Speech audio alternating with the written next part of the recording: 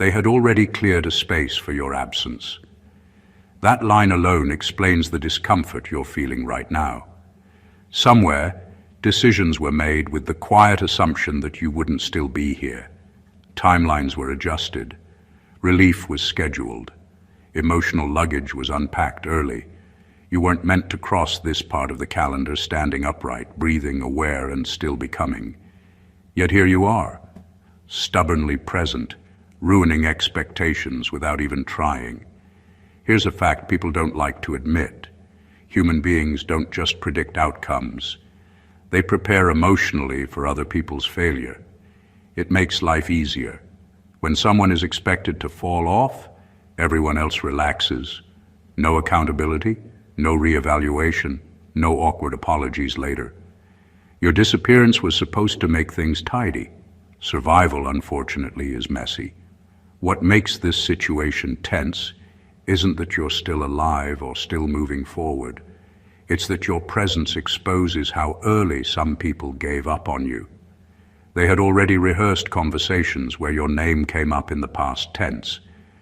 They had mentally archived you under almost, could have been, or worse, we knew it. Now they're stuck updating a narrative they thought was finished, and updates make people nervous. There's also a quiet irony here that deserves a smirk. You didn't survive with dramatic flair. No announcement, no parade. You just didn't disappear. And somehow, that's more unsettling than a loud comeback. You forced people to keep their opinions current, and nobody likes renewing a judgment they hoped would expire. This isn't about proving anything or claiming a crown. It's about the subtle panic that sets in when someone refuses to exit on schedule. You weren't supposed to be around after everything that happened, after everything that was said, after the silent countdown others were running in their heads. But calendars changed, seasons passed, and you remained. Not louder, not desperate, just inconveniently intact. So if things feel strange, tense, or oddly quiet around you, understand this. It's not confusion. It's recalculation. You didn't just survive past Christmas. You stayed long enough to make unfinished assumptions very uncomfortable.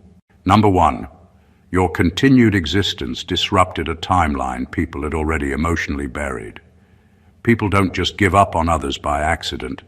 They do it quietly, internally, and far earlier than they'll ever admit. Long before anything is said out loud, a mental deadline is set.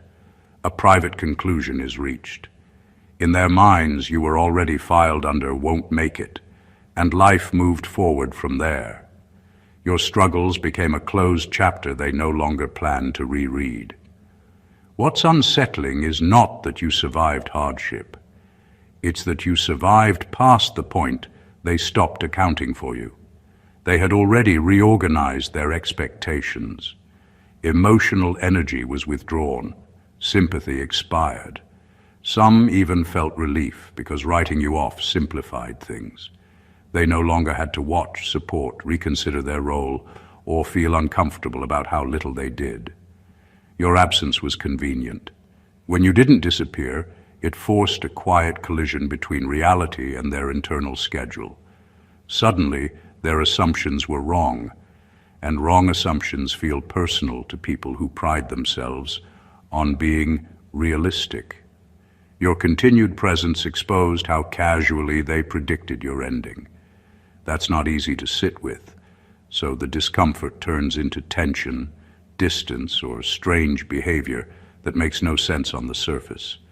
There's also guilt hiding underneath all this. Not loud guilt, subtle guilt. The kind that whispers, "I thought they were done," and follows it with, "What does that say about me?" Instead of dealing with that question, many people choose irritation. It's easier to feel annoyed by your persistence than to confront how early they emotionally buried you. What makes this even heavier is that you didn't come back as a ghost of who you were. You came back aware. You came back remembering. You came back carrying the quiet knowledge that some people stopped believing before the story was finished. That awareness alone changes how you move, how you speak, and how much access you give. Your existence didn't just extend beyond a rough season. It invalidated a conclusion others had already accepted as final. And people rarely forgive those who force them to reopen a file they were confident was closed.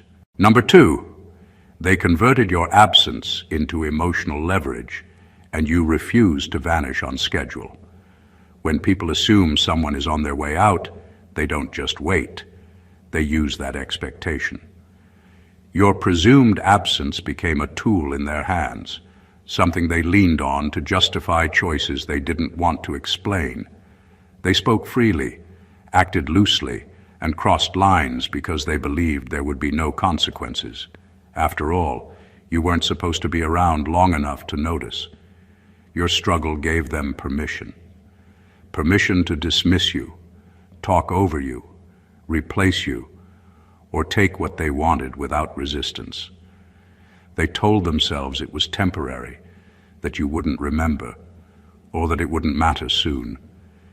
Emotional leverage works best when the other person is expected to disappear quietly.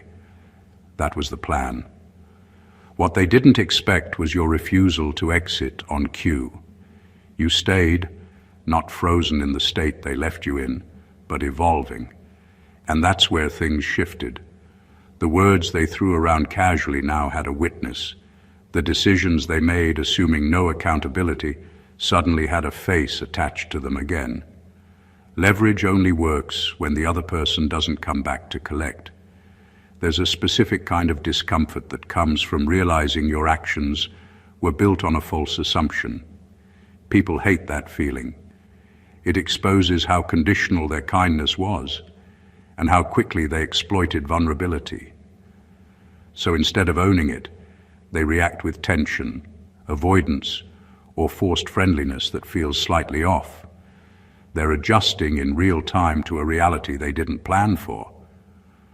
What stings most is that you didn't return begging for fairness. You returned standing. You didn't argue your worth. You didn't demand explanations. By simply remaining present, you removed the advantage they thought they had. Their leverage expired the moment you proved you weren't going anywhere. And here's the part they won't say out loud. Your presence reminds them that they made choices, assuming your silence. Now that silence didn't arrive, you stayed long enough to remember who used the situation and who didn't. That memory alone is power, not loud power, not vengeful power, just the kind that makes people uneasy because it can't be undone. Number 3, you were supposed to be a lesson, not a survivor. Some people plan for others to fail long before anything actually happens. They don't just anticipate setbacks, they assign meaning to them. Your struggles were meant to serve a purpose for someone else's narrative. You weren't supposed to come out of it intact. You were supposed to be a cautionary tale, a living reminder of what happens when boundaries are crossed, trust is broken, or ambition is underestimated. Your supposed downfall was already built into the story they wanted to tell long before you even realized it. When you survived, it threw everything off. Suddenly, the lesson didn't land. The story was no longer tidy. The people who had invested emotionally, strategically, or even selfishly in your supposed failure had to face a glaring truth. Their control, their predictions, their plans, they were wrong. Survival wasn't just inconvenient, it was unacceptable. What makes this particularly sharp is the subtle humiliation it creates. When someone expects to see a person broken and instead sees them standing taller, it forces a mirror into the room. It reflects insecurity, laziness, and false assumptions. People who thought they could teach you a lesson without confrontation now have to reckon with the fact that lessons don't always work the way they want. You didn't perform on cue. You didn't bend to expectation. You refused to be a tool for someone else's story. Your survival speaks louder than any words could. It highlights the gap between planning and reality, between desire and outcome. It exposes the arrogance of anyone who believes they can dictate the arc of another person's life. And because you returned with awareness intact, your continued existence isn't just a contradiction of their expectations. It's a constant, living argument against the idea that anyone can be written off prematurely. The most discomforting part for them isn't your strength. It's the reminder that power, influence, or cleverness cannot manufacture obedience. Lessons are optional, and survival doesn't require approval. You weren't supposed to be around to remind them of that truth, but your presence does every single day, quietly, relentlessly. Number 4, your survival exposed how premature their celebrations were. Some people are quick to rejoice in what hasn't even happened yet. They counted their victories, planned their congratulations, and settled into relief before the story had even finished. Your supposed disappearance was a reason for their quiet celebration, an invisible confetti moment no one announced, but everyone felt. They imagined the weight lifted, the space cleared, and their own lives suddenly easier. That kind of premature celebration feels powerful in the moment, but it's fragile, and you shattered it simply by being alive. When you returned or simply continued, the illusion crumbled. That comfort they felt, the quiet relief, the unspoken sense of security, they were all based on the assumption that your role in their world was finished. Survival doesn't just extend your life, it ruins the emotional spreadsheets other people have been quietly filling. Every plan they made, every sigh of relief they allowed themselves, suddenly demanded a recalculation. There's a sting in that for them that can't be ignored. It's not just that you survived, it's that your survival made their effort look lazy. They had rehearsed endings, assumptions, and consequences. They thought you'd disappear in a predictable arc. They didn't account for awareness, resilience, or the simple fact that people are not obligations to be ticked off like boxes on a list. Their early celebration now looks foolish, and fools are easy targets for irritation, resentment, and even fear. Your presence forces them to confront a truth they tried to skip. Nothing should be celebrated until it's real. Premature triumph only exposes the gaps in judgment, the laziness of thought, and the arrogance of assuming control over outcomes. Your continued existence acts like a mirror held up to everyone who had already claimed victory over you. That mirror doesn't lie, and it doesn't forgive. The uncomfortable part is that you didn't need to announce your return or dramatize your survival. You simply persisted, quietly and undeniably, in a way that makes their quiet celebrations look absurd. In doing so, you didn't just survive. You made them rethink the very timing of their victories. And that reflection is far more unsettling than any loud confrontation could ever be. Number 5, they rehearsed a version of history where you didn't make it past the year. Long before anyone said it out loud, some people had already written the ending for you in their heads. They crafted a version of history where your struggles concluded neatly, where your disappearance fit perfectly into the timeline they needed. They didn't just expect you to fail. They rehearsed it over and over in private mental scenes that made them feel secure, clever, or justified. In their minds, the story was complete, the lesson delivered, and the emotional work done. You were a character in someone else's narrative, and they were the ones holding the pen. When you didn't disappear, it shattered the script they had memorized. Their rehearsed version of events relied on your absence, and suddenly reality refused to follow the lines they had written. Every expectation they had built, every sigh of relief they allowed themselves, every narrative they told quietly to others about your supposed ending was thrown into chaos. You weren't supposed to exist in their timeline anymore, and your presence became an undeniable contradiction. The tension this creates is subtle but relentless. People don't like when the story they've rehearsed collapses because it exposes assumptions, biases, and weaknesses they'd rather ignore. They have to process the dissonance quietly, to adjust their mental scripts, and sometimes to hide the embarrassment of being proven wrong. Survival isn't just stubbornness, it's a disruption. You force others to reckon with the fact that they counted your story finished when it wasn't, and that makes them uncomfortable in ways they can't always articulate. What makes this even more powerful is that you didn't return to play out someone else's drama. You didn't try to prove them wrong with flair or confrontation. You simply persisted, quietly existing as a living proof that their predictions were premature. That silent defiance rewrites their history without a single word spoken. Your continued presence dismantles the rehearsed narrative of those who expected your absence, forcing them to face a reality they never prepared for. They now live alongside a truth they cannot erase. Their version of your story was never yours to finalize. Number 6. Your presence forces them to relive decisions they hoped time would erase. Time is supposed to heal, to soften, to blur the sharp edges of mistakes and regrets. That's the story people tell themselves to sleep at night after doing things they're not proud of.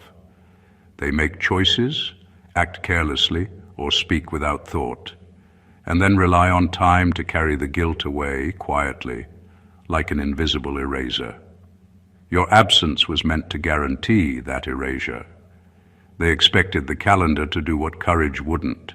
They thought that by the time you were gone, the memory of what they did, what they said, and how they acted would fade into irrelevance. Your return, or even just your continued presence, destroys that illusion. Suddenly, the decisions they hoped would dissolve are right there in front of them, vivid and unavoidable. You don't let the past hide behind distance or silence. Every word they whispered, every choice they rationalized, now has context, consequence, and a living witness. The tension this creates is subtle but powerful. They are forced to confront themselves in a way they weren't ready for, to acknowledge that their actions were recorded not just in memory, but in someone who endured and remembered. This isn't about revenge or spectacle. You don't need to announce what you've seen or call attention to what you know. Your mere presence does the work. It is a quiet, relentless reminder that the past isn't negotiable simply because time has passed. They hoped absence would protect them, but it didn't. Time can't erase what someone still stands to witness. What makes it even more unsettling is that they can't undo it. Your presence doesn't allow excuses to stick or convenient narratives to survive. They wanted a clean slate, and you refused to provide one. You became the unspoken truth they can't escape, the living record of decisions they thought were buried. By existing past their expectation, you forced them to relive discomfort, confrontation, and accountability without saying a single word. That quiet reckoning, that refusal to vanish, is far more destabilizing than any argument or accusation could ever be. Number 7, they mistook your endurance for compliance. Some people confuse silence with agreement. They see someone quietly surviving, someone navigating hardship without loud protest, and immediately assume submission. They think endurance equals obedience, that patience or resilience means permission to act without consequence. That assumption is rarely intentional, it's convenient. It allows them to operate with less effort, less conscience, and less accountability. When someone appears to take it, the world assumes they've accepted the terms, even if they haven't. Your endurance shattered that misconception. They expected a version of you who would bend to expectation, who would vanish quietly, or at least allow your treatment to go unnoticed. When you remained steadfast, present, and unbroken, it became clear that endurance is not agreement. You didn't sign off on their assumptions or validate their behavior. You simply kept moving forward, alive and aware, and that presence exposed how badly they misread strength. What makes this dangerous for them is that it undermines control. People plan based on assumptions. When assumptions are wrong, strategy fails. They believed your quiet resilience meant compliance, and suddenly all their calculations, all the concessions they took for granted, had no foundation.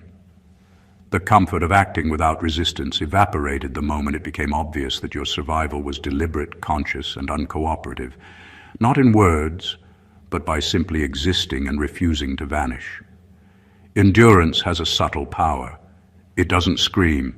It doesn't demand. It simply refuses to validate the narrative others want to impose. And for people who thrive on control or expect outcomes to bend to their will, that quiet defiance is more destabilizing than any confrontation. It forces them to reckon with their own overconfidence, their misjudgment, and the reality that influence is not the same as command. Your endurance didn't just preserve you, it revealed them. It highlighted how quickly they assumed authority over someone else's life and how easily they mistook patience for compliance. By surviving without submission, you shattered the illusion that you could be dictated to, proving that true strength often goes unnoticed until it quietly refuses to conform. Number 8, you outlasted their attention span, and that's unforgivable to insecure people. Some people operate on short timelines when it comes to others. They expect struggles to be brief, resilience to be temporary, and presence to be convenient. When someone goes through hardship, the world watches for a moment, checks the boxes of sympathy or judgment, and then moves on. The assumption is simple. If endurance takes too long, interest will fade. They believe attention is a currency they control, and if someone overstays their expected drama, it becomes inconvenient.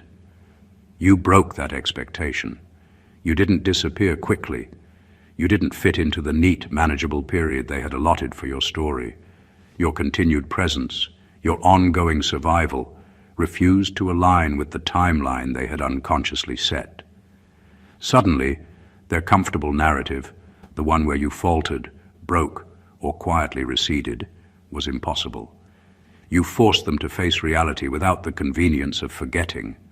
For insecure people, this is intolerable. Insecurity thrives on predictability.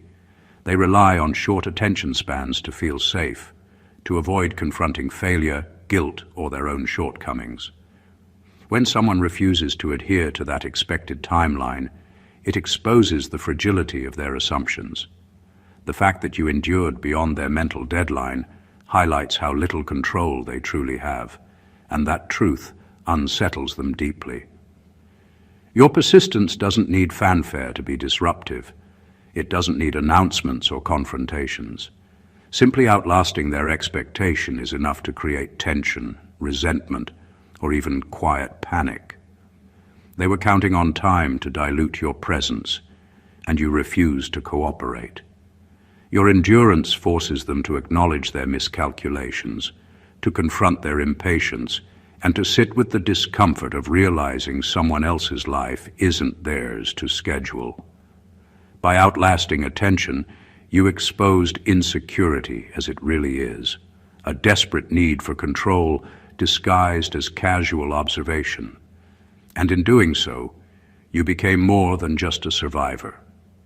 You became a reminder that some people assume timelines over lives, and when those assumptions fail, the world looks very different and far more uncomfortable than they ever expected.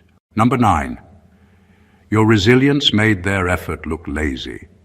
Some people like to measure themselves against others, but they do it on the assumption that effort is visible and results are predictable. They plan, they scheme, they push in ways they think will break someone or force them into a corner. They assume that resistance is fragile and endurance is temporary. They believe that if they apply enough pressure, or even just enough observation, they can control the outcome. The problem is, they underestimated you. Your resilience exposed the laziness hidden behind their assumptions. Every shortcut they took, every half measure, every attempt to manipulate or predict you now looked small compared to the quiet, relentless strength you carried. You didn't need to announce your persistence. You didn't stage dramatic comebacks or force recognition. You simply kept moving forward, intact and aware, while their so-called effort revealed itself for what it truly was: minimal, opportunistic, and often ineffective. This makes people uncomfortable in ways they can't quite admit. When they thought they were exerting influence, they were actually revealing how unprepared they were for true endurance. They believed the challenge was theirs to manage, but it turns out the real challenge was yours to survive. And surviving isn't just about showing up. It's about maintaining awareness, control over yourself, and the ability to persist quietly while others assume they're making a difference. Resilience has a subtle, devastating effect. It doesn't scream. It doesn't demand attention, but it quietly shames those who relied on appearances, assumptions, or half-hearted attempts at control. It exposes the gap between intention and impact. They acted as though their effort could bend you, shape you, or erase you, and you simply refused to comply. By existing beyond their calculations, you make their attempts look careless, their strategies shallow, and their confidence premature. Your survival doesn't just prove strength. It highlights the contrast between genuine endurance and the illusion of influence. In doing so, you silently rewrite the rules. Resilience isn't about proving a point. It's about showing that true effort isn't what they thought it was, and their work is never enough when faced with someone who refuses to break. Number 10. They were counting on exhaustion to finish what hostility started. Some people rely on the slow grind of fatigue to get what they want. They know they can't always force compliance directly, so they wait, hoping time and pressure will do the work for them. Harsh words, small betrayals, relentless demands. These aren't always about immediate impact.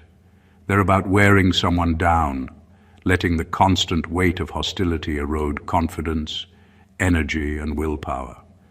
They counted on you reaching that breaking point, quietly surrendering to the rhythm they set. But you didn't. You refused to let exhaustion be the instrument of your defeat. Every attempt to drain you, every expectation that you would falter under pressure, failed because endurance isn't just about stamina. It's about awareness, strategy, and maintaining presence even when the world pushes against you. You didn't collapse quietly. You didn't give them the satisfaction of seeing their hostility succeed. By standing firm, you transformed their carefully timed plan into something meaningless. The effect of this is more than just inconvenient for them. It's deeply unsettling. People who rely on subtle forms of control assume a predictable outcome. Fatigue will soften resistance, time will dull awareness, and tension will eventually bend the person under pressure. When that doesn't happen, the system they built for their own comfort collapses. They didn't expect someone to endure with clarity. They didn't plan for resilience that refused to tire. Their method becomes a glaring reminder of their miscalculation. What makes it even more potent is that your endurance isn't performative. You didn't flaunt your strength or boast about your awareness. You simply survived under pressure, fully conscious, fully present, and fully unbroken. That quiet persistence does more damage than confrontation. It forces them to reckon with the limits of their control, the futility of their tactics, and the fact that they misjudged you entirely. By refusing to let exhaustion dictate your outcome, you didn't just survive. You rewrote the rules of engagement.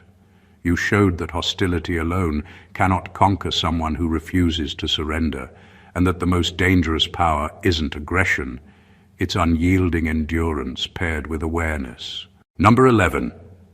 Your continued growth exposed how little growth they've had. Growth isn't always visible, and some people spend their lives pretending it is. They measure themselves in appearances, in talk, in promises made but never kept. They pat themselves on the back for progress that is shallow, incremental, or even imagined, while quietly expecting others to stay stagnant, predictable, and manageable. They assumed you would bend, plateau, or vanish under pressure. And in that expectation, they confirmed their own sense of superiority. Then you grew, not loud, not performative, not in ways meant to make anyone jealous, but in ways that mattered. You developed resilience, awareness, and strength quietly, steadily, without asking permission or waiting for validation. Your growth wasn't a show, it was a consequence of persistence, reflection, and refusing to be defined by anyone else's expectations. And that exposed the uncomfortable truth. While you were evolving under pressure, many of the people who judged, dismissed, or underestimated you were stuck in the same patterns, relying on old assumptions and calling that stability success. This gap between your development and theirs is corrosive. It forces them to see themselves in stark contrast to someone they tried to control or diminish. Your progress isn't just a personal victory, it's a mirror reflecting how little they have changed. The irony is brutal. They invested effort in limiting you, yet you were the one moving forward, quietly advancing beyond the timeline they imagined. Their stagnation, excuses, and assumptions suddenly look lazy, defensive, and insufficient. The discomfort this creates can't be overstated. They can't rewrite your journey, and they can't ignore it. Your growth undermines the authority they assumed they had over your narrative. It's not about proving them wrong. It's about existing as a living contradiction to their limited expectations. By continuing to grow while they remained predictable, you demonstrated that progress isn't about control, manipulation, or narratives. It's about persistence, awareness, and refusing to settle. And that truth is a quiet but relentless challenge to anyone who ever thought they had the power to define your limits. Number 12. They expected silence, not reflection. Some people assume that if someone survives, endures, or simply exists quietly, it means they have nothing to say.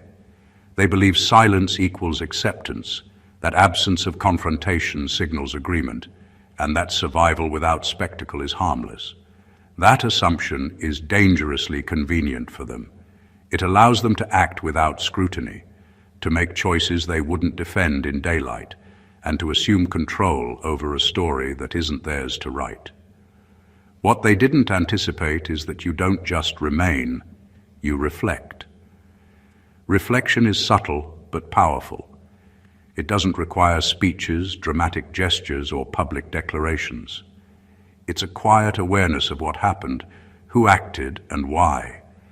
It's understanding the motives, the miscalculations, and the gaps between intention and action. Reflection doesn't ask for permission, and it doesn't require an audience to matter. It simply exists, quietly reshaping your understanding and sharpening your presence. Their discomfort comes from the invisible pressure reflection creates. You don't need to confront them for them to feel it.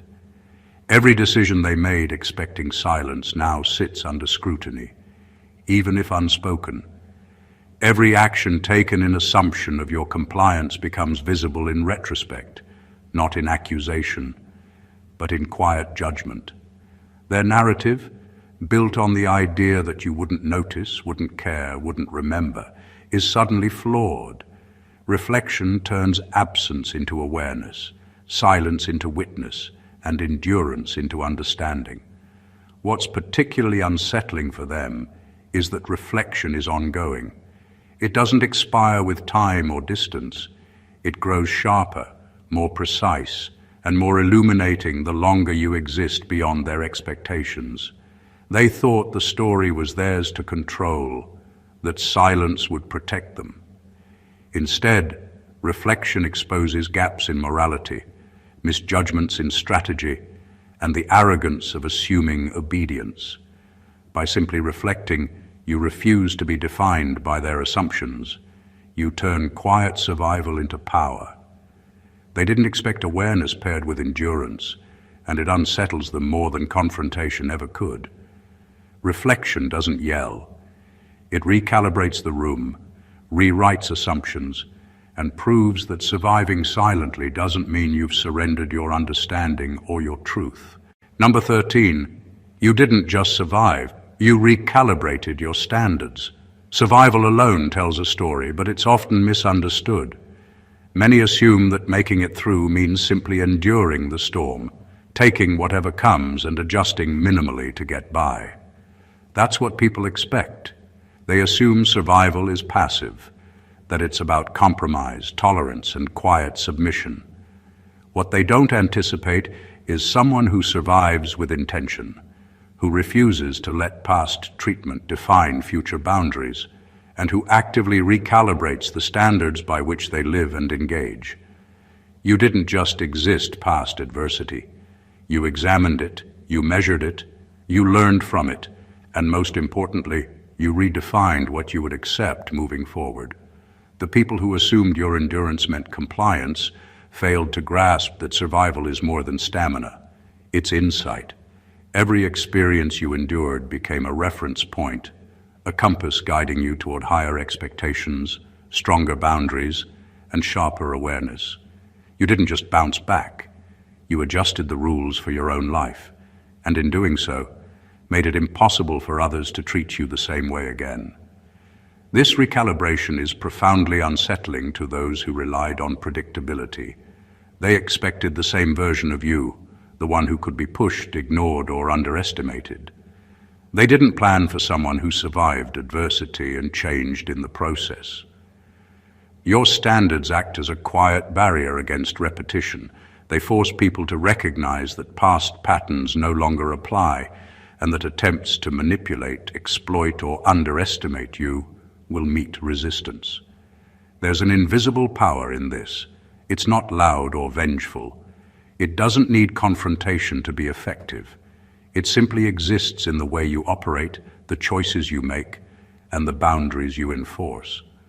Others sense it instinctively, even if they can't articulate it, and that makes them nervous, frustrated, or resentful. By surviving while recalibrating your standards, you didn't just endure adversity, you transformed it into authority over your own narrative. You became a force that can't be replayed, rewritten, or casually predicted. You turned resilience into a blueprint for power, and that is far more disorienting than any argument or confrontation could ever be. Number 14, your survival rewrote the power structure without asking permission. Power is often assumed, not earned. Many people operate under the illusion that influence comes from position, proximity, or control over circumstances. They believe that by manipulating, intimidating, or predicting outcomes, they can maintain authority over those around them. They craft hierarchies quietly, expecting compliance to solidify the structure. They assign roles, label weaknesses, and prepare for predictable results. Your absence was supposed to reinforce that system. It was supposed to maintain the balance they built in their minds. Then you survived. You didn't need to announce it. You didn't need to confront anyone directly. You simply continued, existing on your own terms, moving through life with awareness, boundaries, and clarity. That quiet persistence dismantled assumptions.